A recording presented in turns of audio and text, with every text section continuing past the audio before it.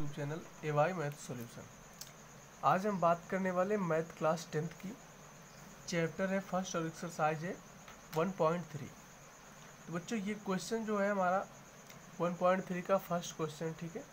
ये बहुत important question होने वाला है क्योंकि ऐसे क्वेश्चन एग्जाम में एक ना एक ज़रूर आते हैं। आप इसको ध्यान से देखिएगा ताकि आपको एग्ज़ाम में प्रॉब्लम ना हो और आप इस क्वेश्चन को छोड़ करके ना आए, ठीक है। इसने कह रखा है कि सिद्ध कीजिए कि √5 एक अपरिमेय संख्या है। अब यहाँ पे उसने कह रखा है कि √5 एक अपरिमेय संख्या है। देखिए, हमको जब सिद्ध करना है कि √5 एक अपरिमेय संख्या है तो हम क्या करेंगे, इसके अपोजिट मानेंगे, ठीक है। इसके विपरीत मानेंगे क्या कि √5 एक परिमेय संख्या है, ठीक है। तभी तो हम सिद्ध करके दिखाएंगे कि ये अपरिमेय संख्या है ना।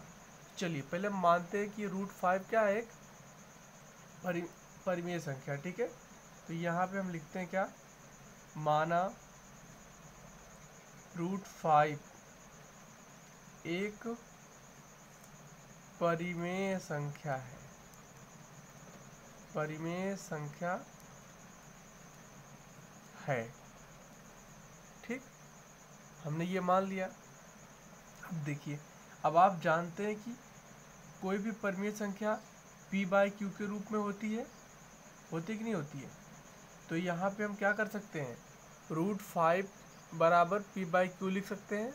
जी बिल्कुल लिख सकते हैं, ठीक है। तो इसके बाद देखिए, जहाँ पे p और q क्या होता है, सअभाज्य होता है, ये भी आप जानते हैं, है ना। जहाँ पर p और q क्या होता है, सअभाज्य होता है। परिमेय संख्या में p और q क्या होता है, सअभाज्य होता है, ठीक है, सअभाज्य। अच्छा, सअभाज्य का मतलब क्या है वो भी जान लीजिए, ठीक है। सअभाज्य का मतलब जिन दो संख्याओं का HCF एक होता है, ठीक है, वो क्या होती हैं, सअभाज्य संख्याएं होती हैं। तो यहाँ पे p/q में जो p और q है क्या है, सअभाज्य संख्या है, ठीक है। अब देखिए, अब इसको आप इधर ले आइए तो यहाँ पे क्या हो जाएगा, √5q = p हो जाएगा ना। ओके, अब देखिए हम क्या करेंगे, इन दोनों का वर्ग करेंगे, ठीक है। तो यहाँ पे हम लिखेंगे क्या कि दोनों पक्षों का वर्ग करने पर, दोनों पक्षों का वर्ग करने पर, ठीक है। अच्छा, एक चीज़ और देखिए, जो हमने यहाँ पे मान रखा है ना, √5 = p/q, जहाँ p और q एक सअभाज्य संख्या है, ठीक है, और इसका LCM क्या होता है, HCF एक होता है, ठीक है। तो हमको ये चीज़ प्रूव करके दिखानी होगी कि हाँ, इसका HCF एक होता है। अगर इसका HCF एक नहीं आता है तो इसका मतलब क्या है कि ये परिमेय संख्या नहीं है, ठीक है। चलिए, तो यहाँ पे हमने क्या किया कि दोनों पक्षों का वर्ग करने पर लिखा, ठीक है। अब हम करेंगे दोनों पक्षों का वर्ग, है ना। √5q का स्क्वायर = p का स्क्वायर। अब इसको रूट से बाहर निकालेंगे तो क्या हो जाएगा, स्क्वायर करेंगे इसका तो 5 हो जाएगा, और ये q का स्क्वायर हो जाएगा, यहाँ पे p², ठीक है। अब ये आपका एक समीकरण 1 बन गया, ठीक है। अच्छा, इसको देखिए, एक चीज़ और कर सकते हैं, ठीक है। क्या कर सकते हैं, इस 5 को इधर ले आए, है ना। तो यहाँ पे क्या होगा, आपका q का स्क्वायर = p²/5 होगा। ये हो सकता है ना। चलिए, तो यहाँ पे आपको दिख रहा है एक चीज़, क्या कि यहाँ पे p²/5 है, यानी कि p² को 5 क्या कर रहा है, विभाजित कर रहा है ना, काट रहा है ना। तो यहाँ पे क्या होगा, हम लिखेंगे चूंकि p² को 5 विभाजित करता है, ठीक है, विभाजित कर रहा है ना। चलिए,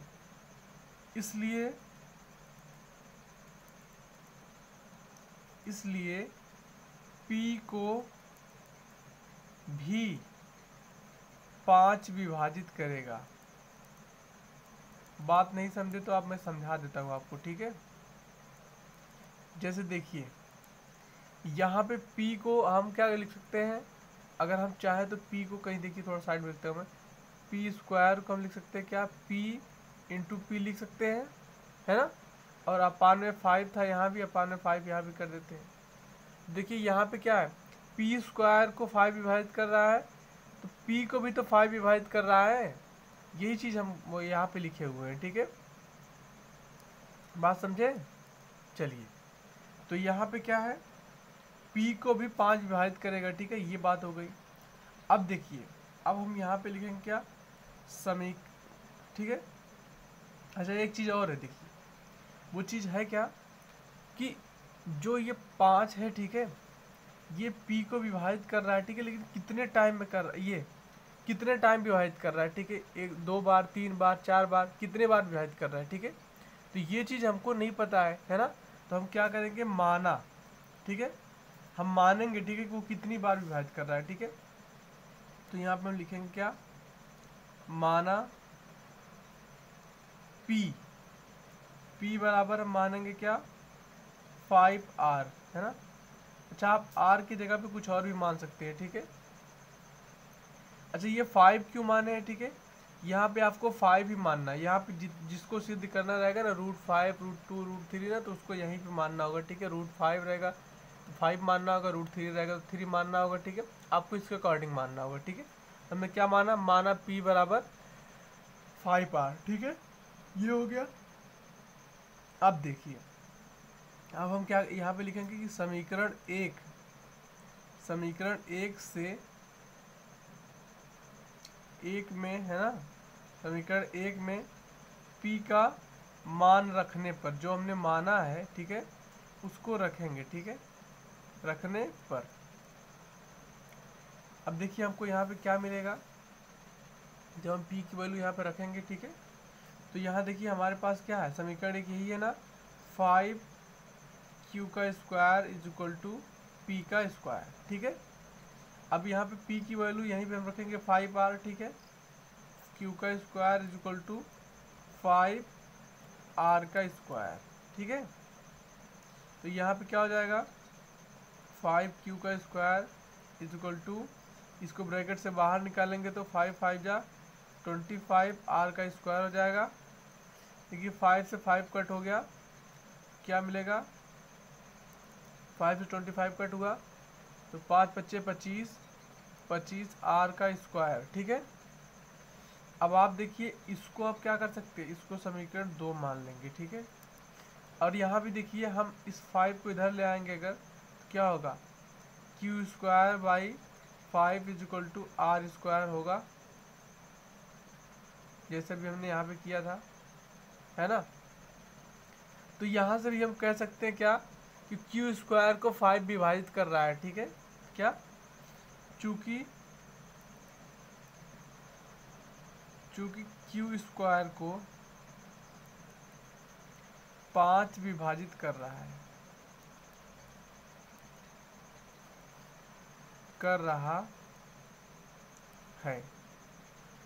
है ना। तो अब जब Q स्क्वायर को 5 विभाजित कर रहा है, जैसे यहाँ पे P स्क्वायर को 5 विभाजित कर रहा था, ठीक है, तो P को भी 5 विभाजित किया, यहाँ भी वही चीज़ है कि Q स्क्वायर को 5 विभाजित कर रहा है तो Q को भी 5 विभाजित करेगा, ठीक है। इसलिए Q को भी 5 विभाजित करेगा,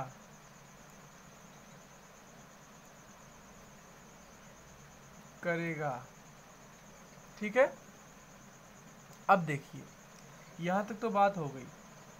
अब मैं आपको एक बात बता दूं कि जब भी किसी भी दो संख्याओं को एक संख्या कट करती है, विभाजित करती है, तो उनका एलसीएम वही, एचसीएफ वही संख्या होती है, ठीक है। जैसे कि आप देख रहे हैं कि इस यहाँ पे P और Q हमने सहभाज्य मान रखा है, ठीक है, यहाँ पे है ना, P और Q हमने सहभाज्य मान रखा है और इसका एचसीएफ भी हमने 1 बताया हुआ है।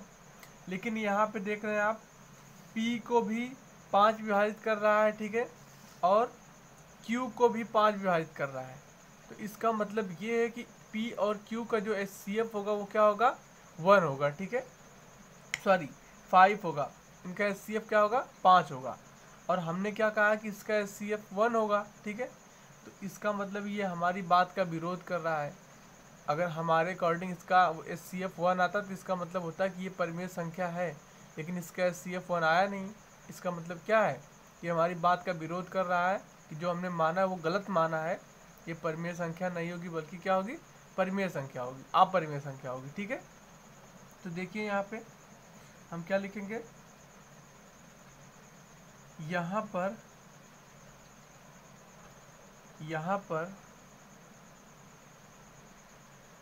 हमारा मानना गलत साबित होता है कि P और Q का HCF 1 होगा, P और Q का HCF 1 होगा,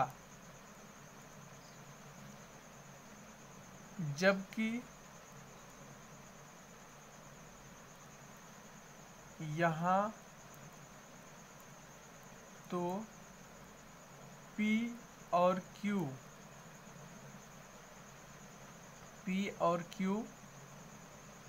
5 से विभाज्य हैं। किससे हैं, 5 से विभाज्य हैं।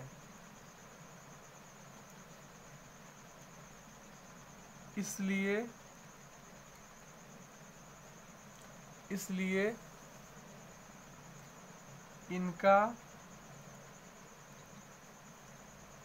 HCF 5 होगा, HCF 5 होगा। ये इस बात का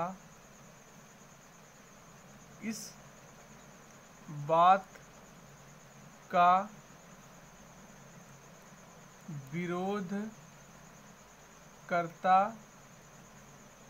है कि √5 एक परिमेय संख्या है,